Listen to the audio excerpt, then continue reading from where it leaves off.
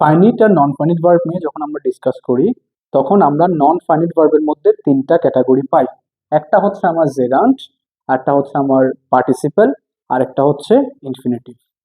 তার মধ্যে পার্টিসিপেল আবার দুটা ক্লাসিফিকেশন আছে, একটা হচ্ছে প্রেজেন্ট পার্টিসিপল আর একটা হচ্ছে পাস্ট পার্টিসিপল। ওটা আমরা অন্য একটা ক্লাসে বিস্তারিত দেখব। কিন্তু যেখানে আমার কনফিউশন হয় যে জায়গাতে, সেটা হচ্ছে জিরান্ট হচ্ছে ভার্ব প্লাস আইএনজি, প্রেজেন্ট পার্টিসিপেলও ভার্ব প্লাস আইএনজি। তাহলে প্রশ্ন হচ্ছে এখন gerund verb ING, present participle verb ING, তাহলে এদের দুইজনের মধ্যে পার্থক্যটা কোথায়?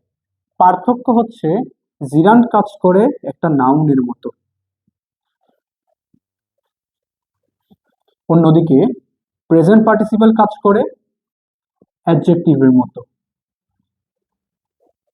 যদি একটা একটা এক্সাম্পলের মাধ্যমে আমরা সেটা দেখতে চাই তাহলে বলতে পারি সুইমিং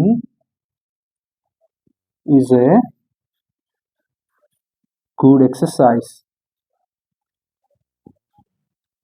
এখানে খেয়াল করে দেখো, এই যে সুইমিংটা, সুইম যে ভার্বটা, তার সাথে এখানে আইএনজি, অর্থাৎ ভার্বের সাথে আইএনজি। আর এটা এই যে একটা এক্সারসাইজ, তাহলে সুইমিং এখানে একটা এক্সারসাইজের নাম বোঝাচ্ছে, অর্থাৎ নাম যেহেতু তাই সেটা হচ্ছে একটা নাউন। তাহলে এটাই হচ্ছে আমার সেই জিরান্ট। কিন্তু আমি যদি প্রেজেন্ট পার্টিসিপলে দেখি,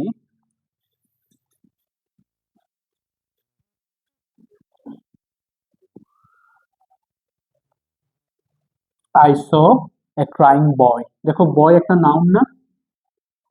তো বয়টা কোন অবস্থায় ছিল? ক্রন্দনরত বা কান্নারত অবস্থায়, ক্রাইং অবস্থায়।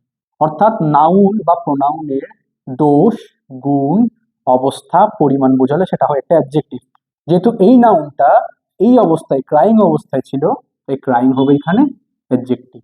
ক্রাইয়ের সাথে আইএনজি, এখানে ভার্ব আইএনজি, এখানে ভার্ব আইএনজি, কিন্তু এটা নাউন, তাই এটা জিরান্ট, এটা অ্যাডজেক্টিভের মতো কাজ করে, তাই এটা present participle. I hope it's clear.